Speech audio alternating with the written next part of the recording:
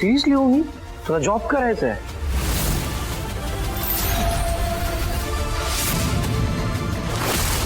आपलं ठरलं होतं ना ऑलरेडी की तू जॉब करणार नाहीयेस, फॉरेनला जाणार आहेस हायर स्टडीज करता. नाही हे काय नवीन, आपला डिसिजन झाला होता. आपला नाही ब्रो, तुझा डिसिजन झाला होता आणि तू तुझा डिसिजन माझ्यावरती थोपलायस.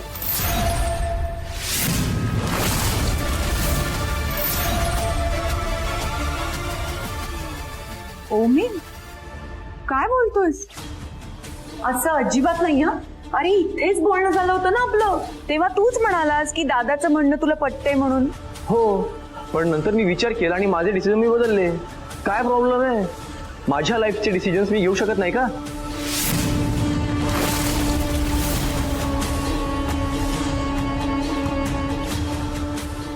तसं नाहीये हो मी.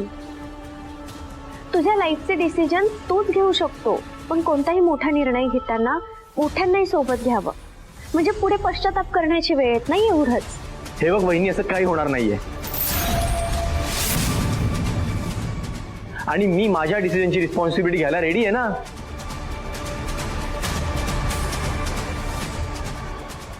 ओमी अरे मी मोठा भाऊ आहे तुझं चांगलं व्हावं अशीच इच्छा आहे ना माझी. आणि सी तू जर हायर एज्युकेशन घेतलं तर त्याचा फायदा तुलाच होणार आहे, मला नाही. म्हणून तुला इन्सिस्ट करतोय फक्त. हे बघ दादा, असं काही होणार नाहीये आणि तू प्लीज स्पून फिडिंग करणं ना बंद कर. मला स्पून फीड करत नाहीये मी तुला.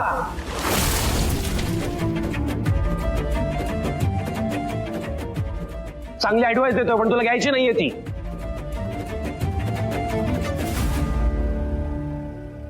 काय चाललंय तुला बाळा? तू आमच्या कोणाचं काहीच ऐकून घ्यायला तयार नाहीयेस. सतत चिडचिड करतोस. त्याला कारण पण तुम्हीच आहात.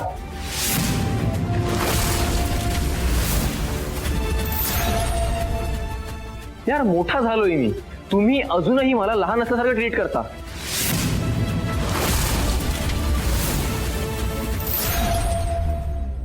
मी अरे माझं ऐकून. दादा एक मिनिट, नाही ह्याच्यावर एनर्जी वेस्ट करण्यात काय अर्थ आहे ना?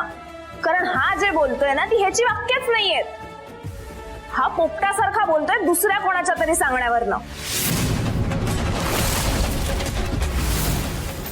हो ना अंजली?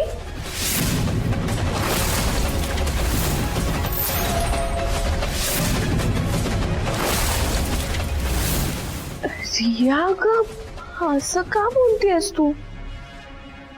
मी काहीच नाही केलंय.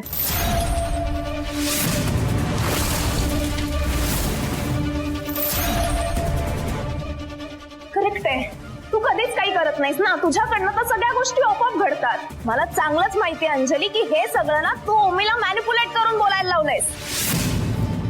Shut up Riya.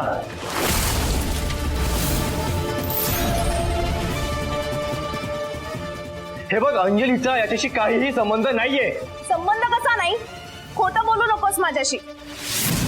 मी सगळं तुमचं फोनवरचं बोलणं ना ऐकलंय.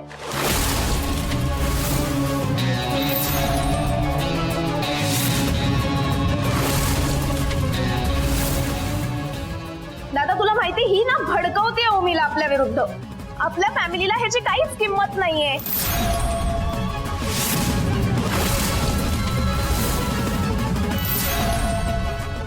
दादाला तुला बिझनेस मध्ये इन करायचंच नाहीये म्हणून तो तुला बाहेर शिकायला पाठवतोय असं सगळं हिने सांगितलंय ह्याला.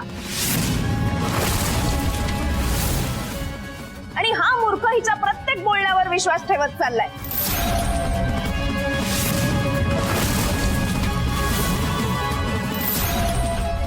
आणि हिने त्याला सांगितलं की तू जॉब शोध म्हणजे घरच्यांना तुझी किंमत कळेल.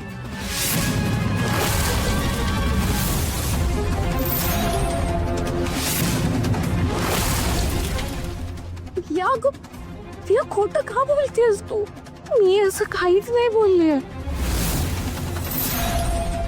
रिया बघ, आय नो तू मला हेट करतेस, बट प्लीज असं खोटं तरी नको बोलू सगळ्यांसमोर. ए हॅलो, खोटं बोलायची सवय आणि दुसऱ्यांच्या मॅटर मध्ये नाक खुपसायची सवय ना तुला आहे, मला नाही. तुला काय वाटलं आम्हाला कळत नाही का? सतत सतत आमच्या घरी येतेस, ओमीच्या मागे पुढे करतेस. अगं तुला सेल्फ रिस्पेक्ट नावाची गोष्ट तरी आहे का? रिया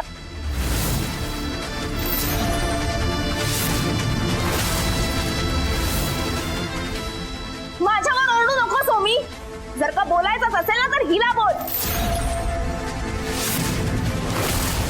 माझ्या दोन्ही भावांमध्ये ही मुलगी भांडणं लावते आणि मी गप्प बसून बघत राहायचंय. अरे तुला अक्कल नाहीये, तुला दिसत नाहीये की ही मुलगी तुला मॅनिपुलेट करते. कळत कसं नाहीये तुला?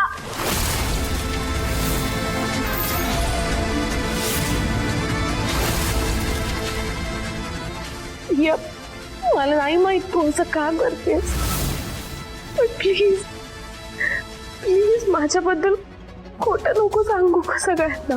बंद करा अंजली तुझी नाटकं. आत्ताच्या आत्ता आमच्या घरातून चालती हो, नाहीतर तुला हाताला धरून बाहेर काढे ना मी.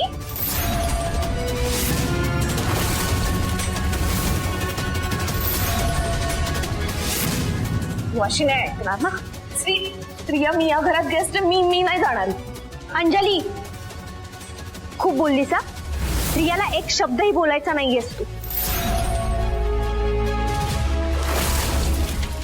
रिया कशी मुलगी आहे ना मला खूप चांगल्याने माहिती. ती कधीच कोणाशी असं वागत नाही आणि आज ती तुझ्याशी असं वागते याच्या मागे काहीतरी कारण नक्कीच आहे.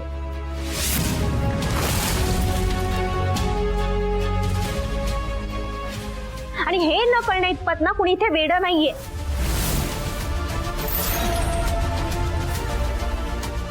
आणि एक गोष्ट लक्षात ठेव, ओमीच्या आयुष्यात ढवळाढवळ करू नको. त्याने काय करायचं आणि काय नाही ना याचे डिसिजन घ्यायला आम्ही सगळे इथे समर्थ आहोत. तू मध्यस्थी करू नकोस, कळलं? आणि इथून निघून गेलीस तर बरं होईल. आता एक मिनिट बहिणी, अंजली माझी मैत्रीण आहे आणि ती कुठेही जाणार नाहीये.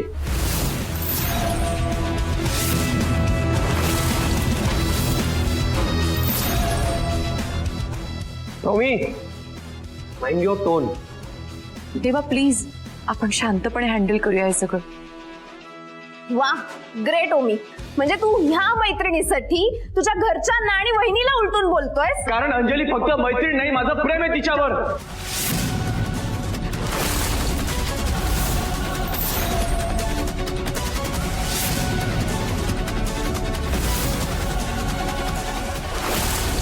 व्हॉट? मॅड झालाय का? काही युजलेस बडबड करतोय हा इंदोळा. अंजलीवर मी खूप प्रेम करतो आणि आम्ही लवकरच लग्न करणार आहोत.